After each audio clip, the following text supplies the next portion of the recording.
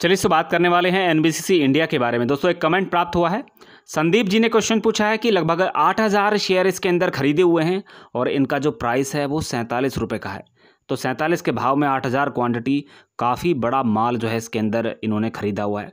अब शेयर के अंदर गिरावट देखने को मिल रही है, तो जानना चाहते हैं कि आगे किस तरीके का रिव्यू हमें इस स्टॉक के अंदर देखने को मिल सकता है। तो देखिए सबसे पहले तो मैं यही कहना चाहूँगा कि स्टॉक के अंदर पूरी जांच पड़ताल के बाद ही आप इतनी भारी भरकम क्वांटिटी उठाएं।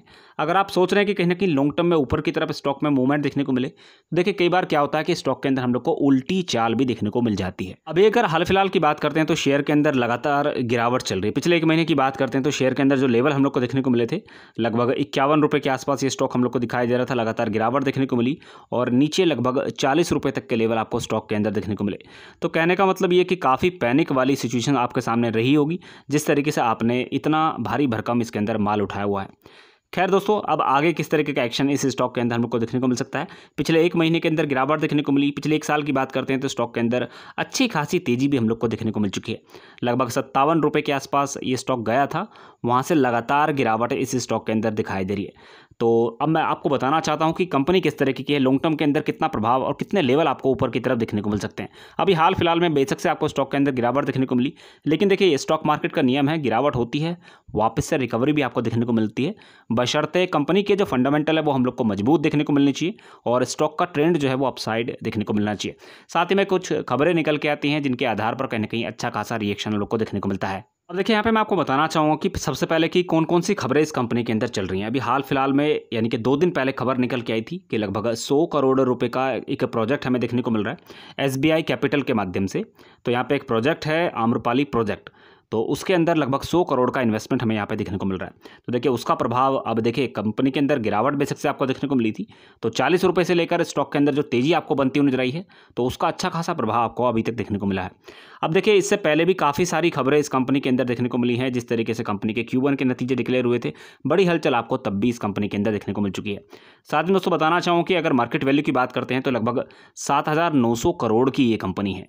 और दूसरी बात यह है कि डेप्ट फ्री कंपनी है, कंपनी पर आज की डेट में कोई भी कर्जा नहीं है। दूसरा, अगर स्टॉक पी की बात करें तो 35 के आसपास चल रहा है। और अगर डिविडेंड की बात करते हैं तो ये कंपनी हम लोग को डिविडेंड भी प्रोवाइड कराती है।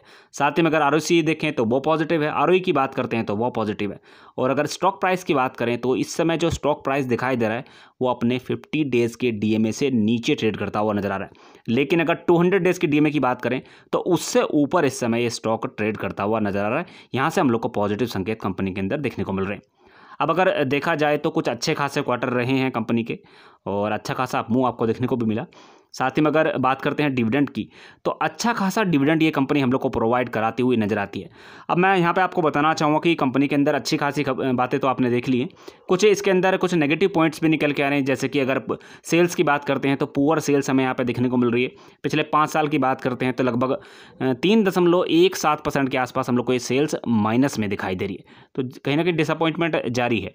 इसी तरीके से अगर रिटर्न ऑन इक्विटी की बात करते हैं तो पिछले 3 साल में लगभग 13.69% के आसपास ही निकल के आ रही। अगर अदर इनकम की बात करते हैं तो उसके अंदर लगभग 169 करोड़ रुपए की आय इनको होती हुई नजर आई है। तो वो भी पिछले कई क्वार्टर देखें तो उसके मुकाबले कुछ कम दिखाई दे रही है। इसी तरीके से अगर प्रोमोटर्स की होल्डिंग की बात करते हैं तो पिछले 3 साल के अंदर 11% से ज़्यादा की गिरावट प्रोमोटर्स की होल्डिंग के अंदर हो चुकी है। अब प्रोमोटर्स लगातार बिकवाली इसके अंदर करते हुए नजर आ रहे, तो ये भी एक प्रमुख कारण हो सकता है गिरावट का। सबसे इंपॉर्टेंट पॉइंट जिस कंपनी के अंदर निकल के आ रहा है वो ये है कि अगर कंपनी के रिजर्व्स देखें तो इस बार लगभग 1512 करोड़ रुपए के आसपास कंपनी के पास में रिजर्व्स थे, जो कि अगर पिछले साल का डेटा आप चेक करते हैं तो वहाँ पे लगभग 1344 करोड़ के आसपास देखने को मिल रहे थे। अब देखिए ईयर ऑन ईयर बेसिस पर रिजर्व्स के अंदर वृद्धि देखने को मिल रही है। लेकिन अगर उससे पहले के चेक करते हैं तो 2017 में लगभग 1494 करोड़ थे, 2018 की बात करें तो 1641 करोड़ थे और उसके बाद 1385 करोड़। तो पिछले अगर 4-5 साल उठाकर देखेंगे तो उसके मुकाबले आपको कुछ ना कुछ इसके अंदर हलचल जरूर देखने को मिली है। अब यहाँ पे मैं आपको बताना चाहूँगा कि कंपनी के जो एसेट हैं वो हम लोग को ईयर ऑन ईयर बेसिस पे बढ़ते हुए नजर आ रहे हैं और टोटल लाइबिलिटीज़ के अंदर भी हम लोग को अच्छा खासा मोमेंटम देखने को मिल रहा है। जो सबसे दुर्भाग्यपूर्ण बात कही जा सकती है वो यही है कि अगर आप प्रमोटर्स की होल्डिंग देखें तो लगातार इसके अंदर हम लोग को डिसअपॉइंटमेंट देखने को मिला है, जिसकी वजह से कहीं ना कहीं शेयर के अंदर ऊपर के लेवल से गिरावट भी देखने को मिल चुकी है। शेयर प्राइस के अंदर कितना एक्शन हम लोग को आगे की तरफ देखने को मिल सकता है, तो हाल फिलहाल में अगर देखा जाए तो 44 रुपये के आसपास इस समय ट्रेड करता हुआ नजर आ रहा है। जो पॉजिटिव खबर हमें इस कंपनी के अंदर देखने को मिली थी उसकी वजह से अच्छा खासा मूव देखने को मिल चुका है। अब देखिए कुछ दिन के कंसोलिडेशन के बाद में वापस से इस कंपनी के अंदर हम लोग को अच्छा खासा प्रभाव देखने को मिल सकता है। है। अगर आपका नज़रिया थोड़ा सा लंबा है, 1 से 3 महीने का नज़रिया आप इस कंपनी के अंदर रखते हैं, तो मुझे ऐसा लगता है कि कहीं ना कहीं 50 रुपये से ऊपर के लेवल आपको इस कंपनी के अंदर ईजिली देखने को मिल सकते हैं। आई होप आप समझ गए होंगे। और इतनी ज़्यादा क्वांटिटी इस स्टॉक के अंदर, इसका किसी भी कंपनी के अंदर इस तरीके की क्वांटिटी ना उठाएं, कम कम शेयर खरीदें और सिर्फ नीचे की तैयारी आप करके चलें। दोस्तों अगर ये पूरी जानकारी आपको अच्छी लगी हो तो वीडियो लाइक ज़रूर कीजिएगा, चैनल सब्सक्राइब करके रख लेना ताकि नई वीडियो के नोटिफिकेशन सीधे आपके मोबाइल पे मिल सकें। Thank you so much for watching.